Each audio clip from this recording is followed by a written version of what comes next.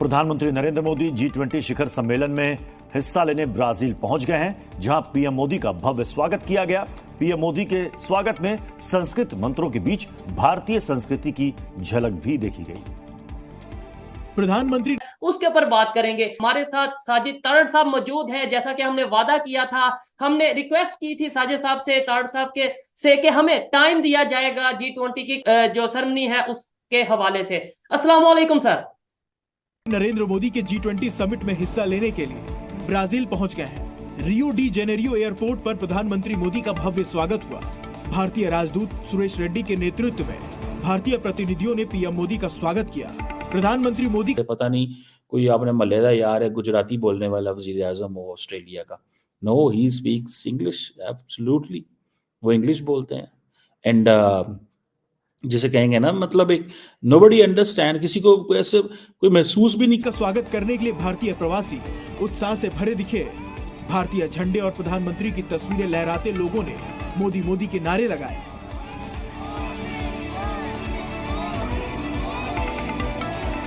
संस्कृत मंत्रों का उच्चारण कर सकता, ठीक है जी, कोई इसको महसूस नहीं कर सकता कि भाई ये भी चीज जो है ना वो हो सकती है कि भारत का वजीर आजम जो है वो कैसे दुनिया के सामने अपने पत्ते जो है वो खेल रहा है। आप सिर्फ इसी से एंटरटेनमेंट टीवी, सबसे पहले आपकी मोहब्बतों का बहुत शुक्रिया कि आप मेरे काम को पसंद करते हैं। लेकिन अगर किसी ने अभी तक इस चैनल को सब्सक्राइब नहीं किया तो सब्सक्राइब कर दें ताकि हर आने वाली वीडियो आप तक पहुंच सके। हम इन्वेस्टमेंट जो की गई है, खासतौर पे अफ्रीकन कंट्रीज के हवाले से इन्वेस्टमेंट की बात की गई है। कर प्रधानमंत्री मोदी का भव्य स्वागत किया गया। प्रधानमंत्री मोदी ने सोशल मीडिया साइट एक्स पर वीडियो शेयर कर लिखा, ब्राजील में भारतीय संस्कृत का उत्सव, रियो डी जेनेरियो में यादगार स्वागत के लिए आभार।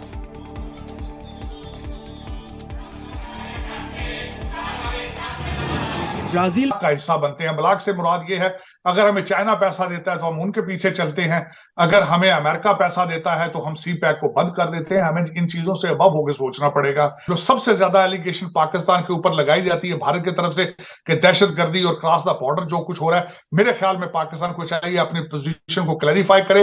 If you are not involve, make sure that India is satisfied on that, और उसके बाद बेबी स्टेप्स ले ताकि दोनों ममालिक के अंदर इत्मीनान बहाल हो सके। देखिए, मैं समझता हूं कि मोदी साहब जब नवाज शरीफ साहब के घर आए थे, उन्होंने बहुत बड़ा अपना एक डिसीजन लिया था। बिलखसूस अगर कहा जाए तो पॉलिटिकल इक्विटी उन्होंने अपनी पूरी दांव पे लगा कर आए थे। मेरे ख्याल में पाकिस्तान को भी चाहिए कि इसी तरह के स्टेप्स ले फ्यूचर में, जिससे भारत का जो है वो जो इत्मीनान बहाल हो सके।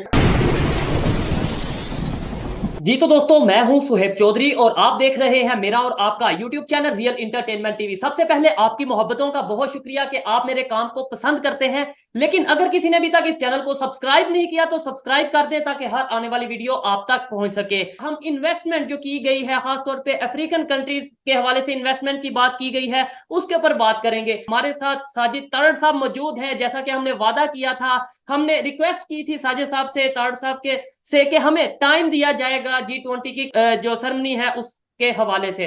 अस्सलाम वालेकुम सर। वालेकुम सलाम। Thank you sir for having me again in your show.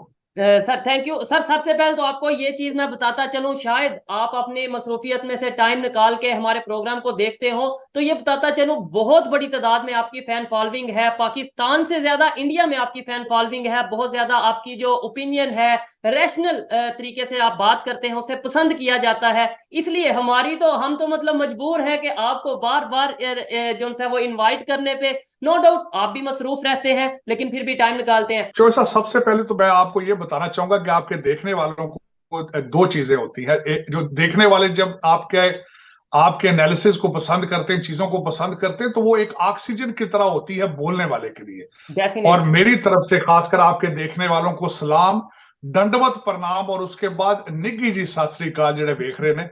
अब मैंने आज 10 पॉइंट जो है, आपको पता है कि मैं आपको पहले मैंने अर्ज किया था कि मैं यहाँ अमेरिका में आधा दिन मैं इंडिया में होता हूँ, भारत में होता हूँ, आधा दिन मैं पाकिस्तान में होता हूँ, क्योंकि मेरा भाइयों जैसा भाई है जो सरदार है मेरे साथ हर वक्त होता है। तो मैं इस हवाले से G20 को बड़ा क्लोजली वॉच कर रहा था। जो इस समय 10 पॉइंट मैंने नोट किए हैं, मैं वो जरा आपके सामने आपके देखने वालों को पेश करना चाहूंगा। सबसे पहले तो मैं ये बताना चाहूंगा कि मोदी जी ने चाइना को गले से पकड़ लिया है, इसमें कोई शक नहीं है। वो किस तरह पकड़ा है मैं बताना चाहता हूं कि इन्होंने क्या क्या दुनिया के सामने प्रोग्राम रखे हैं। हाउ ही ट्रैवल्ड ग्लोबली, उसके एम्बिशंस चेक करें, look at the level of the legacy he wants to leave and the way he is living. कि कभी वो किसी अमेरिकी सदर से मिलता है, कभी वो फ्रेंच प्रेसिडेंट से मिलता है, and he comes up with coming up from India, the world's largest democracy. That gives a lot of sense. बड़ी इसको आप देख के आपको पता चलेगा कि how much important it is, कितना ज्यादा इम्पॉर्टेंट है, और द वे इंडिया जो है वो ऑपरेट कर रहा है।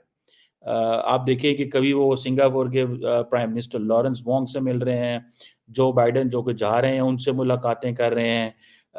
देयर इज एवरीवन, हर कोई, जिसे कहते हैं ना कि the one who is important, Narendra Modi उससे गले मिल रहे हैं, हाथ मिला रहे हैं। ऐसा क्या हुआ कि पाकिस्तानी जो लीडरशिप है, इट कुडंट मेक इट्स वे। पाकिस्तान की लीडरशिप अपना रास्ता, अब देखें ये प्राइम मिनिस्टर अल्बानीज़ है जिनसे नरेंद्र मोदी हाथ मिला रहे हैं, हंस रहे हैं ऐसे जैसे पता नहीं कोई आपने मलेदा यार है, गुजराती बोलने वाला वजीर आजम हो ऑस्ट्रेलिया का। No, he speaks English absolutely, वो इंग्लिश बोलते हैं। एंड जिसे कहेंगे ना, मतलब एक नोबडी अंडरस्टैंड, किसी को ऐसे कोई महसूस भी नहीं कर सकता, ठीक है जी, कोई इसको महसूस नहीं कर सकता कि भाई ये भी चीज़ जो है ना वो हो सकती है कि भारत का वजीर आजम जो है वो कैसे दुनिया के सामने अपने पत्ते जो है वो खेल रहा है। आप सिर्फ इसी से इमेजिन कर लें कि वो किस तरह अपने पत्ते खेल रहा है। उसको इस चीज़ का अंदाज़ा है कि मैंने क्या करना है और मैंने क्या नहीं करना। आप सिर्फ इसी चीज़ से अंदाज़ा लगा लें। ही अंडरस्टैंड्स इंटरनेशनल पॉलिटिक्स, ठीक है, वो दुनिया के तमाम लीडरशिप की तरह इंटरनेशनल पॉलिटिक्स को बड़े अच्छे से समझता है, ठीक है। चाइनीज प्रेसिडेंट शी जिनपिंग भी थे वहाँ, जारी बात है, वहाँ से भी उन्होंने उनके साथ भी गप्पें शप्पें, लेकिन वो तस्वीर नहीं अभी आए। लेकिन मैं सिर्फ आपको ये बताना चाह रहा हूँ, the point which I am raising here is कि आप इसी से इमेजिन कर लें, आप इसी चीज से इमेजिन कर लें कि नरेंद्र मोदी ने अपने पत्ते कैसे खेले हैं, नरेंद्र मोदी ने अपने पत्ते कैसे खेले हैं। एंड ही अंडरस्टैंड्स कि मैंने ग्लोबल लीडरशिप के सामने कैसे अपने आप को पिच करना है, ठीक है।